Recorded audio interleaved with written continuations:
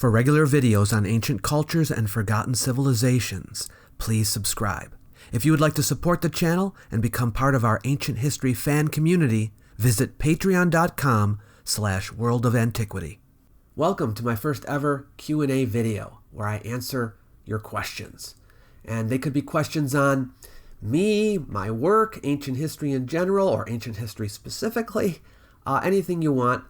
I solicited questions from my Twitter followers, my patrons over at patreon.com, and my community tab on the YouTube channel itself, and we got quite a few responses. I can't do all the questions, there just isn't time, but I've picked out what I feel are the most interesting ones, and those of you who asked multiple questions, I'm only going to answer one question per person, so sorry about that. But I will try to answer the questions by writing them out, text and all that, later if I don't cover them here in this video, so I won't ignore you completely. I do have a special announcement coming up near the end of the video, so hang on for that. I'll be telling you about things to come, so it should be interesting. Anyway, if you're wondering what a patron is, I mentioned my patrons over at patreon.com, and you probably hear that little announcement I make at the beginning of every video. What is that all about? Well, that just means that the channel is supported by patrons, and you can become a patron of the channel. I know there are a lot of channels with Patreon pages. In fact, most channels have Patreon pages, or YouTube memberships, one or the other, or both even. But, so you have a lot to choose from. But if you feel like you want to help me out by becoming a patron, there are some benefits, I guess you could say, thank you gifts, I call them, just like PBS does. Anyway, so for as little as $2 a month, you can become a steward, and what you get basically is early access to all my YouTube videos. You get to see them before anyone else does. You can participate and post on the discussion boards we have about ancient history on the Patreon page. You get messages to the patron community that nobody else gets to see, and things like that. So there's also higher tiers, but hey, I'm happy with whatever you can do. And if you can't do anything, I understand, because there's a lot of different YouTube channels and other people that are looking for support too, podcasts and so forth. And I might not be in your top 10, I don't know. But I'm just letting you know about that. And for the questions and answers today, I'm giving the patrons first dibs. So let's go with the first question. I've only got one patron question. I only have 8 patrons, so. Anyway, the question is, what evidence do we have to link Olmec people and culture to other Mesoamerican civilizations? Well, as you may know, archaeologists and historians believe that the Olmec culture is the mother culture, the ancestor culture of all the other Mesoamerican cultures, including the later Maya and Aztecs and all of that. And the reason is not just geographical. I mean, it's in the same general location and it came before, so it makes a lot of sense just in that regard. But there are also several links between them. In other words, there are customs and practices and beliefs of the later Mesoamerican cultures that the Olmecs seem to have started.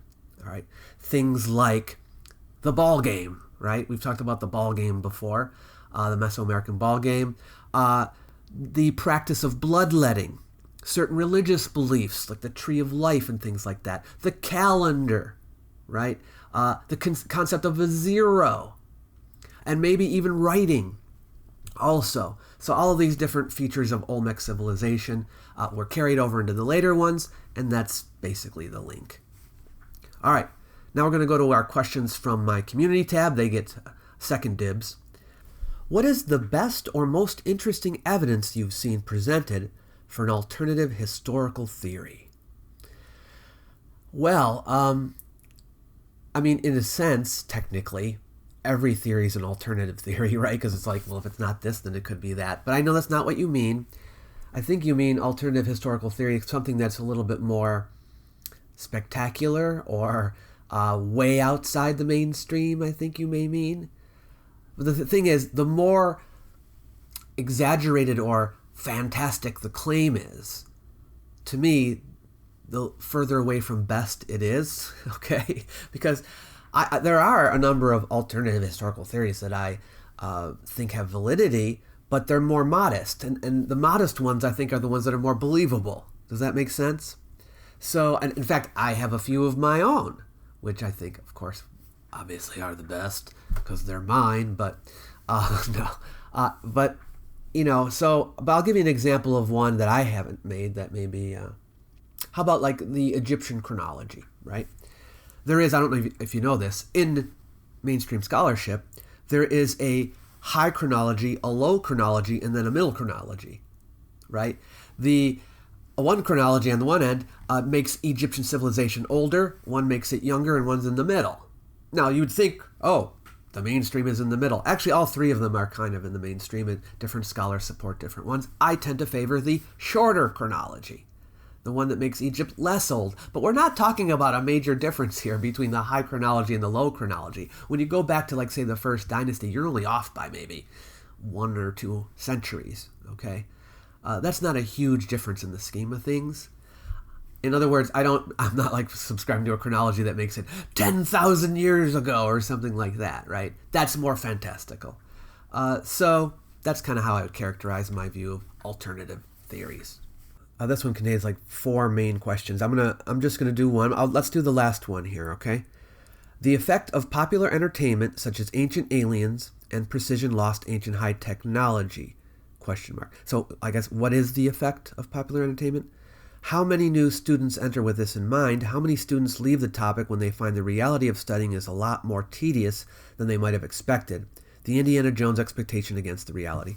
Okay, that's a good question. So basically, yeah, if people go into ancient history thinking it is like Indiana Jones, or these days thinking it's like Ancient Aliens, yeah, they're going to have a rude awakening as to how boring it is, okay? I mean, we people here on YouTube try to make ancient history as exciting and interesting as possible, right?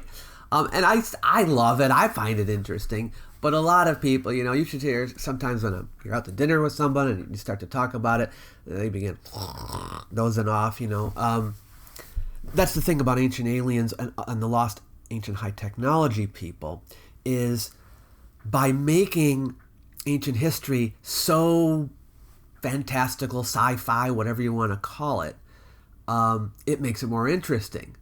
But it's also less realistic, okay? The more realistic it is, yeah, it's not as exciting. I do think, however, that people who go into academia to study it, they're probably not if they do leave, it's not usually about the tedium. It's not usually about the boredom. I think they go in because they are interested in the subject. Some people leave it. I've had friends who have left it early without getting their degrees, simply because of how tough it is. It's not easy. Well, let me be clear about that. It's not that the individual pieces of work that you have to do are hard. Okay, that's not it. It's not like, oh, how can anyone, this is just too much for my brain to handle, I'm exploding. It's not like that. It's just that there's a lot of it, right? If you want to study a subject, all right, it's not a matter of reading 1 or 2 articles, 1 book or something like that about it, right? Just one little niche subject, okay? There are hundreds of articles that pertain to that subject, dozens of books, okay? So just to do one topic requires a lot of work, all right? Yeah, the individual reading of an article isn't hard, but when you have to read a bunch of them, it adds up. And I think that is more likely to make people want to quit than that it isn't exciting. Because I think to go into the field in the first place, it just has to interest you in general. And I love ancient history. I just love learning what happened in those times. And I'm sure if you watch this channel, you love that stuff too. And even though it isn't like Indiana Jones, you're excited about it, okay? You don't have to find any fabulous treasures. You might be excited about, finding a pot, a broken piece of pot. But yeah, so I guess that's how I would say. All right, let's look at another one. What is your next myths project going to be? I truly enjoy those. What is your next myths project? Well, I'm working on a big one now. And I'm not sure if that's going to be the next one. I may put out an easier one first, but the one that I'm working on that's going to take a little while is on the origins of the zodiac. And in particular, the constellations of the zodiac. So we're not talking about the origins of the concept of the zodiac or the horoscopes and all of that, although I may mention it briefly. It's more about where the constellations that make up the zodiac came from. All right, what are their origins? How far back do they go? And there are some claims that have been made by some that they are much, much older than even our written records. So we're going to tackle that. Is the zodiac, for example, at Göbekli Tepe? Good question. Well, I'm going to talk about that in the myth. I can't reveal it right now. You're going to have to wait for it. Another one that I'm working on is on because it's something that people keep asking me about, and I'm going to have to tackle it at some point, and that is on the age of the Sphinx. It's a topic that's been done to death by people, but they're mainly on the lost ancient high technology side, so I'm going to give one from my point of view and tell you what I think. And we'll talk about the geology and Robert Schoch and all that stuff. So, should be interesting. What made you choose ancient history? Why don't you teach high school history somewhere? Can I go with you to Italy? Are you married or single? Any children? Grandchildren? How old are you? Who is your favorite cousin? This was written by my cousin. All right. He wants to know if I'm allergic to alligators. I don't remember ever saying I was ever allergic to alligators. But anyway, let's just, one question per person. Okay, what made you choose ancient history, and why don't you teach high school history somewhere? Let's talk about that. All right, so and there's a little bit about this in my webpage as well, davidmiano.net. But I actually went to college my intention was to get a certificate so that I could teach high school social studies. It looked like it was going to be short. It wouldn't take a long, I could get through it pretty quickly, and I could teach high school social studies, and wouldn't that be nice? Because I like history, right? I wasn't even thinking about ancient history at the time. So I went to school, and I started taking as electives ancient history classes, right? And also noticing about the professors and them teaching history, and I'm like, boy, teaching college would be so much more fun than teaching high school.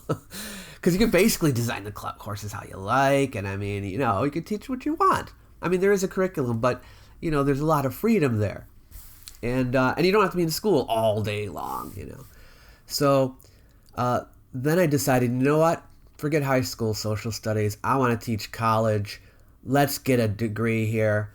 And I decided to choose my emphasis for history, and I chose ancient because I just was more excited about it. The older it was, the more interesting it was to me. I don't know if it was because it was more alien, because it was such a long time ago, or what, or because we knew less about it. But I just was fascinated by the older material. And then I just decided to go through the whole thing and get my PhD. And yeah, it took a while, but 7 years, I think. Yeah, but I did it. Want to know, out of what places have you gone to document, research, had the most appeal to you personally in a way you'd be intrigued to visit again to study and for leisure? Anywhere you haven't been that calls out to your inquisitive nature you'd like to go and document? And lastly, Sparta or Athens? Okay, technically this is more than one question, but basically, what places would I like to go, right? What places have I gone that appealed to me personally, and then where have I still like to go? So I guess that's kind of one question. So let's talk about that. All right. Actually, recently on the community tab, I gave a poll. I had a poll. I asked you, where do you think I should go next? And I had 4 places on there, because these are 4 places I'm considering going. And they were Egypt, Italy, Turkey, and Iraq. All right. Those are all places I really want to go. All right. And it looks like in the lead is Iraq. And believe it or not, that's the place I would love to go the most. It doesn't mean I'm going there next, okay? But it is the place I would like to go the most, because it hasn't been documented very much in recent times, right? Because it's only recently that Americans have even been over there to be able to study the archaeology. And it isn't considered by some to be a very safe place to go, although I have met people who have recently gone there on tours and seen the ancient ruins, so it's definitely feasible. So that's definitely way up there on the list for me. And I wanted to go to Turkey because of Göbekli Tepe. People are asking me to go there. I'd like to go there, but many other places there too, which are from other times, the Greek and Roman ruins and so forth, and Hittite stuff. And I also want to go to Egypt because I talk a lot about Egypt, and people keep asking me, have you ever been to Egypt? And I have to say, not yet. It's kind of embarrassing. I have to get over there, right? Plus, I'm working on an online course. Oh, I didn't tell you about this, did I? Yeah, I'm working on an online course. I'm going to be making a bunch of online courses. And by the way, my patrons will get discounts on all these classes once they come out. But my first one that I'm working on is on Egypt, the history of Egypt. And I want to get into the nitty-gritty. I want to do a deep dive. This is like Egypt thoroughly covered. This is not fluff that you see on TV, right? This is like college level course here. So I'm working on that. But I've got to get some good video and photographs, right, for the course. And that's one of the main reasons I want to go to Egypt. It's another reason why I want to go to Italy, because I want to do a Rome course after that. If you have any ideas for courses that you want me to do, let me know, okay? So what was the other part of the question? Oh, yeah, places that I've gone already that appealed to me personally. In a way, I'd be intrigued to visit again for study and for leisure. Yeah, I mean, it seems like every place I go, once I go and look back on it and what I did, I'm like, oh, I missed that. Oh, I missed the other thing. And I want to do it again. I just finished the series, on the Yucatan Peninsula. You'd think I covered everything there is to cover. There are so many sites I didn't visit. There are museums I didn't visit. And there are even sites that I went to that I didn't get to see everything. I didn't realize it was there. And I'm like, oh, I missed it, I've been to Greece before. I would love to go to Greece again. And I've been to Italy before. I'd love to go again. But I think I'm going to put a priority on the places that I haven't gone where I can, because, hey, I got to go to new places. I would really love to go further into Asia. I didn't have that in my poll, but India, China, these would be great places to visit. So, yeah. He says, and lastly, Sparta or Athens? Athens all the way, baby. Athens. Now, I say that, of course, because we have more material from Athens. We've got hardly anything from Sparta. We've got some things, but as far as just what they left behind, especially when it concerns writings, there's just so much more with Athens. So that's why I say Athens. All right. Considering the anthropological history of Homo sapiens, and the geographical distribution and subsequent genetic differences of people around the Earth, why did it take so long for Neolithic cultures to invent permanent structures such as the oldest megalithic walls and cities? Well, I think I don't know if I've mentioned this in the comments section before, but I don't think I said it in a video. Here's my take on that. A technology always seems obvious in hindsight, right? And you're like, something is invented, you're like, why didn't we think of that before? I can't believe that, right? You've seen it. I'm sure you've thought that yourself sometimes. Like, they only came up with this now. Of course, it just makes so much sense, And I think civilization was like that. When I say civilization, I mean urban society, developing cities, okay? And people all living together in a crowded area and building these structures. I think it just, they didn't think of it until they did it, right? Same thing with agriculture and things like that. But another thing is this. It's not a trajectory that we're destined for, right? In other words, it could have gone the other way. We could never have invented civilization. We could never have invented cities. I can envision a history whereby everybody just lived in small villages, maybe towns, but never developed urban lifestyle. That's possible. It just depended on how things played out. So civilization was not inevitable, in my opinion. So I guess that's how I'd answer that one. Why was Roman concrete not used for centuries after the fall of Rome? Well, Roman concrete actually began to be used less and less while the Roman Empire was still around. Now I'm talking about, see, a lot of people do this, they talk about the fall of Rome. They actually mean the Western Roman Empire, because the Eastern Roman Empire lasted until 1453, right? That's Rome. Rome continued through those years. But over time, and even while the Western Roman Empire was still standing in the West, concrete began to be used less and less. And the reason is because, well, socioeconomic reasons, okay, became less practical. But also, I guess it's related, but they weren't building such large structures anymore. Concrete was very helpful when you're building something huge. But their constructions tended to be more modest as time went on. So even in the Byzantine period, they used concrete at first in the Eastern Roman Empire. But they mainly used it for the core of buildings. They didn't like how it looked on the outside. They preferred an exterior of bricks. But as the buildings got kind of smaller, they just didn't really need it much anymore, and they just used the stones and the bricks. So that's kind of why it fell out of use. But even the Romans themselves stopped using it after a while. All right, my question may be too far off base. It's nebulous to be sure. I see many thousands or even millions of views on channels who post the speculation and mystery kinds of a kind of BS that you debunk. What is it about the material, humanity, or whatever that makes people go to these far-fetched crazy ideas and work diligently to prove their theories?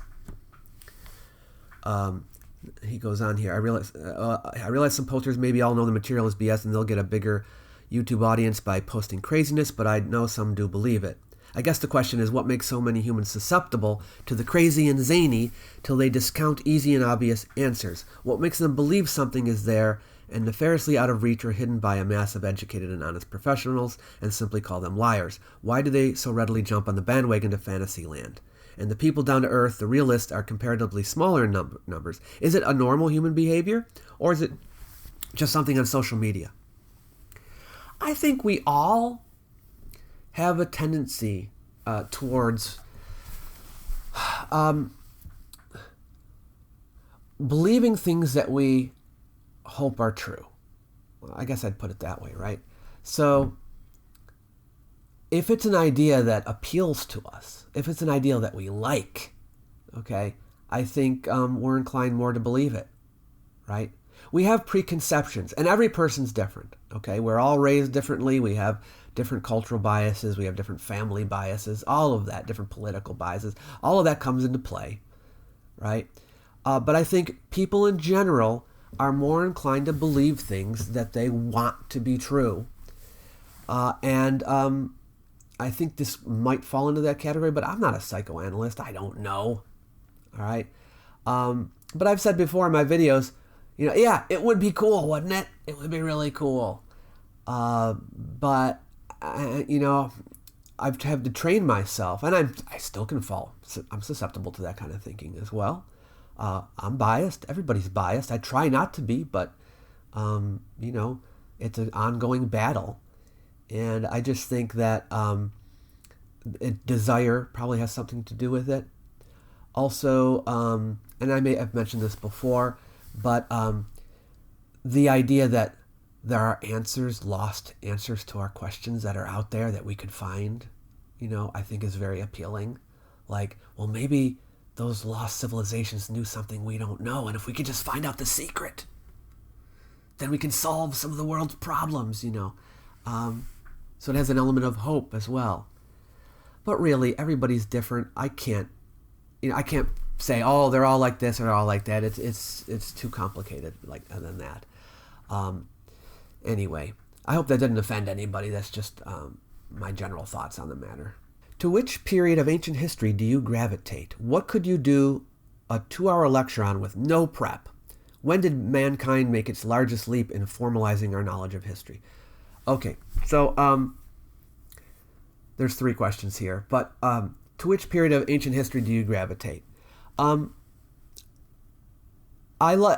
studied in school. I studied the ancient Near East, and I think that's still, my baby. I love ancient Near Eastern history.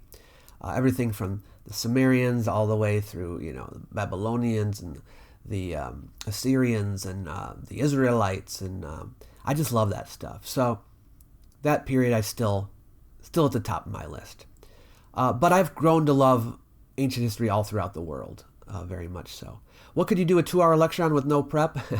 Well, the fact that I teach in school every semester, the same subject over and over again. I could do any of those lectures off the top of my head. And I basically teach, right now I'm teaching both world history and Western Civ on the college level. Most of those lectures I could just do, boom, right off the top of my head. Yeah. When did humankind make its largest leap in formalizing our knowledge of history? A lot of people call Herodotus the father of history. I would say it goes even earlier than that, because I think the elements of formal history are even there in, say, like, for example, the books of the kings and so forth from ancient Israel, which are a bit earlier. So, you know, and there are stories of the past, you know, even older than that, but I wouldn't call them formal so much, and that's why I kind of place it there. But so that's kind of my general impression. I haven't seen a recent update on Göbekli Tepe in a while. Are there new discoveries or theories? I haven't heard anything new in the last year or so. And that's because archaeological digs are kind of on hold during the pandemic, so there's not new stuff being found. But you can rest assured that I will reveal to you anything new that comes out. So if I hear about anything, you're going to hear about it. So I'll keep you posted. Giants of Patagonia? Stories both from locals and Europeans. Is it possible that Neanderthals, Denisovans, or others might have reached there before 15,000 years ago? No evidence or not enough credit to search for evidence? Well, the giants of Patagonia, you can't really call that an ancient history topic, because the earliest stories about the giants of Patagonia are from the 16th century? Ferdinand Magellan, I think, might have been the first to say he heard those stories. And saying that those giants existed in his day. So it's a later story. And as for Neanderthals, Denisovans, and so forth, they weren't tall, so they wouldn't really fit the description. So, yeah. Now, I do know that there's all kinds of theories about giants out there in the alternative ancient history crowd, so I will be doing a video probably on giants at some time in the near future. I'm not sure when yet, but you can stay tuned for that. Hello, David. I'm a walking bag full of questions. The Pyramid Hotel in Las Vegas has around 2,000 rooms in it. It is about 6 stories lower than the Great Pyramid in Egypt. With that in mind, do you think Khufu, Cheops if you like it, Greek, could still be in the Great Pyramid? And do you think the King's Chamber is a dummy chamber? I will stop there because I don't want to bore you to death. Oh, you're not boring me. Is it possible that the King's Chamber is a dummy chamber? I think it's possible. But if I'm not mistaken, so there have been some scans taken of the pyramid, and they have found that there were some areas that looked hollow-ish. So I think it's possible that there are rooms that haven't been discovered yet in the Great Pyramid, but I wouldn't say probable. But you never know. You never know. All right. In a world in which there were a Hancock-esque ancient civilization, where would you expect the evidence to be strongest, but it's currently lacking? For example, things like animal domestication and genetics, crop domestication and genetics, human population movements and genetics, etc. In other words, apart from ancient remains, they can always point to the Sphinx, etc. What evidence is most lacking to support the ancient lost civilization thesis? I.e., how can we make an absence of evidence for absence? There are, I don't know if you saw the video by Stefan Milo on Graham Hancock and some of the problems he had with it, but he talks a bit about the crops and the genetics and so forth. There certainly already is strong evidence that there was not interaction between peoples around the earth, both genetically and according to crops, right, long ago, 10,000 years ago or so, 10 to 12,000 years ago. So we already have that, which I think is pretty strong evidence. Anything else, though, apart from remains and that? Well, here's the thing.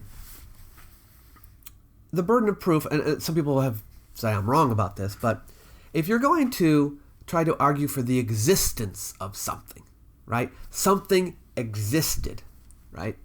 You can't say like, well, I'm going to believe it existed until I'm proven otherwise. That's really not how you're supposed to do it, right? Because in your experience, no one, in anyone's experience, they haven't seen it, right? They don't know that it existed. So the burden of proof is on the person who wants to prove that something did exist, okay? And they haven't satisfied that burden of proof. I don't think we academics have to work, okay, to disprove the hypothesis of a lost advanced ancient civilization. It's up to them to come up with a theory and prove the theory, and then they've done their job, right? But they haven't done that yet. They even admit that they don't have enough of the evidence, okay, to prove it. So we're waiting, okay? I make the videos, okay, to talk about the evidence that they've so far produced, which I think is lacking considerably. But I don't see it as necessary for me to completely disprove that theory because it has never been established yet, okay? It's a working hypothesis. Keep working on it, but it isn't ready yet, all right? What is the importance of source material in modern archaeology? It seemed that modern archaeology was born in the 1800s by some rich German, Britain, with a Bible or Herodotus in one hand and a shovel in the other. In the later half of the 20th century, at least from an outside observer's perspective, the sources seemed to lose their status, even though sites that were discredited, such as Galonis from Herodotus, were found. I wouldn't say they lost their status necessarily. You know what it is? As more and more people have entered the field, both archaeology and history, people have become more specialized, right? And their focus has become narrower and narrower. And so you don't have these polymaths anymore. You don't have people who do it all. And so a lot of times, historians don't do much at all with archaeology, and archaeology doesn't do much at all with history. History is what uses the sources. So I think that's what happens. And so archaeologists don't have maybe some of that background information that might help them in these kinds of ways, which means that the only way to really combat that is to have more cooperation between the two, right? Have archaeologists and historians working together, because a lot of times they can inform one another. But you're right, it isn't done as much. What is the earliest reliable evidence of shipbuilding? Funny you should mention that because I'm actually working on a book. It's a side project for the future, and maybe a course to go along with it, on ancient exploration. So I know a little bit about this. But when you say ship, I don't know whether you mean like just a boat, because it started out with things very simple like barges and so forth. Like in Mesopotamia, we have evidence that they had these barges. We even have like evidence for pot boats where they just made a ceramic pot and got inside of it. It was large enough for a person, and with a paddle, and they'd go across the river. I don't think that's what you mean by ships, though.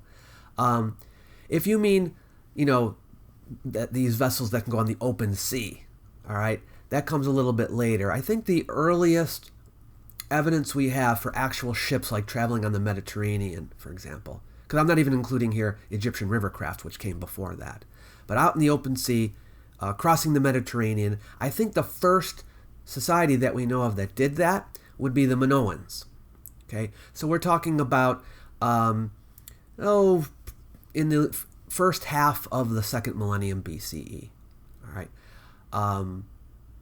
So the Minoans, I don't know if you know this, but they are from the island of Crete, and we have some of their artwork that shows some of their vessels.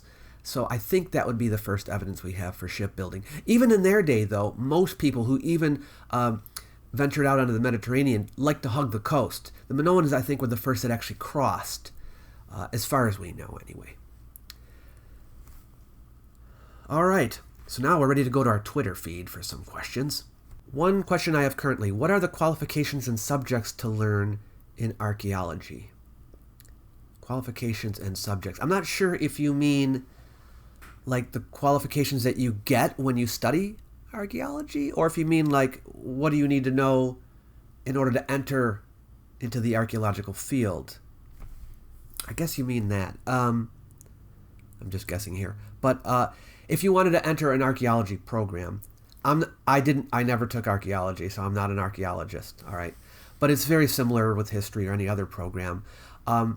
You have to go to the university website and the program to find out, what you need. If you're going to enter, if you're going to get a PhD or something like that, you obviously have to have your 4-year degree already.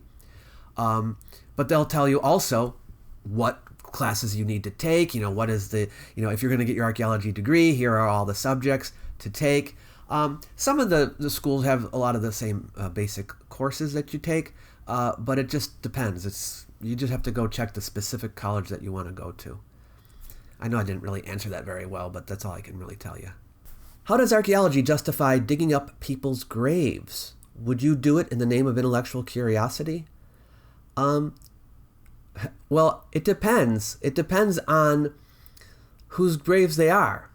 If they are the graves of people long dead, and there are no existing loved ones today, or a community today that views the graves as somehow sacred and sacrilegious to desecrate it or something like that, then I would say why would there be a problem with it? It would only be a problem if it was like a current burial ground, or there were people whose ancestors are there and they would not want it touched. In those cases, I don't believe archaeologists would dig up the graves. I don't know of any cases. I mean, there might be, but generally speaking, they would avoid such things. But if you're talking about pharaohs' tombs and things like that, I'm sure you can find some people who would be offended by that. But for the most part, the loved ones of those kings or people of those times are long gone. The people who live around there today don't particularly hold those tombs in as having some kind of special divine status where they would be greatly offended if they were desecrated. So, I mean, in those cases, I don't think there'd be anything terrible about doing that. Most of the people we dig up, no one even knows who they were, No one has any direct connection or links to them. The casing stones on the Menkare pyramid are granite and closely resemble the walls of Cusco, Peru, down to the nubs. Do you find that curious? Short answer, no. And the reason is because, just look at them, right? If you look at the casing stones on the Menkare period and the stones at Cusco, Peru, first of all, they're not made of the same stuff. They're different shapes. What are the resemblances? Just those bumps? That is nothing to write home about. I do not think the resemblance here is very superficial, and the differences are far greater than the similarities. I don't find it curious at all. I mean, I'm interested in both of them, right? But I don't think that there's anything to that. Why can't modern sculptors or stonemasons duplicate old dynasty Egyptian artisans did? Duplicate what old dynasty Egyptian artisans did? Faster with less technology on hardest of stone with copper bronze tools. I don't understand the second sentence there, but why can't they do that? They can. In fact, even in my most recent video, I show you them duplicating work on stone vases, for example. So I don't know where you're getting that from. They can duplicate it. Faster with less technology on hardest of stone. Faster with less technology on hardest of stone with copper bronze. I think you're talking about the Egyptians were faster with less technology? You mean probably like less advanced technology? They weren't faster. No, they weren't. They were slower. Much slower. They had more patience than we do.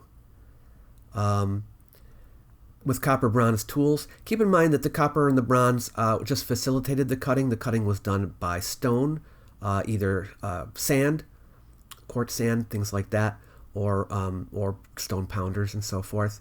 The copper and the bronze never actually did the cutting itself. Science requires repeatable experiments. They've been repeated. Can't repeat claim, then not scientific method. Agreed.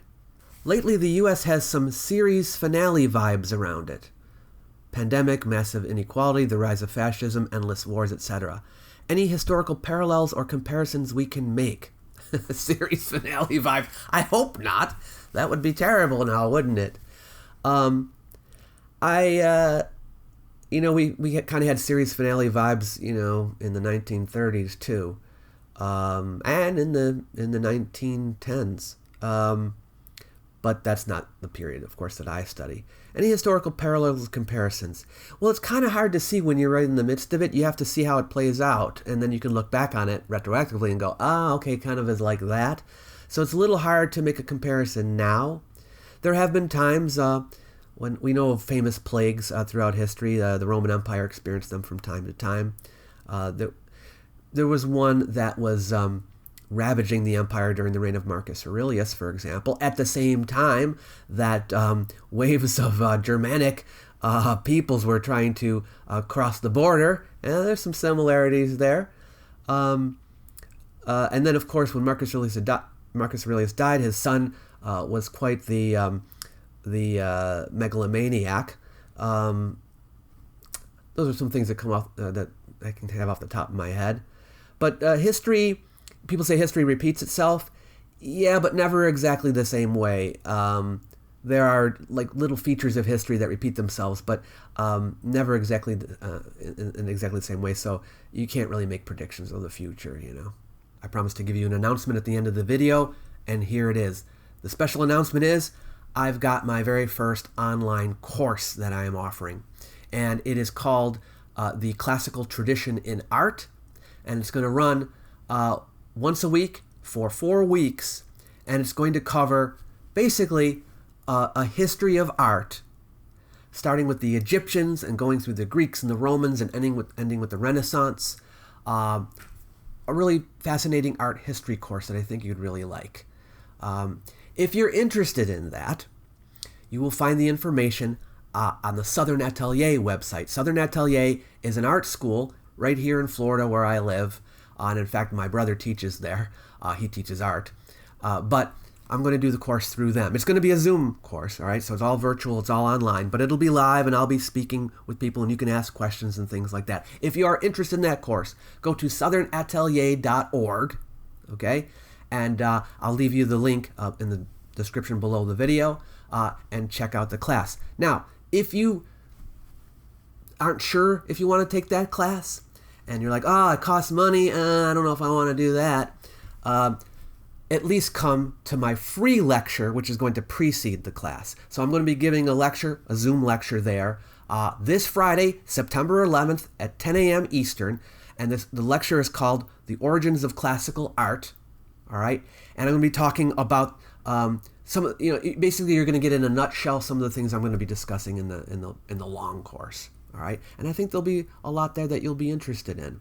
We're going to talk all about not just what the meaning of art is, but also the way that it was done and why it was done that way, what the inspirations were, and how it evolved over time. So I think you're going to be really interested in that. So again, the information is all at the Southern Atelier website, southernatelier.org, and I hope you can join me there. It'll be a chance to interact with me finally in person, right, where we can actually talk, okay? If you have any questions or whatever, I'm happy to answer them.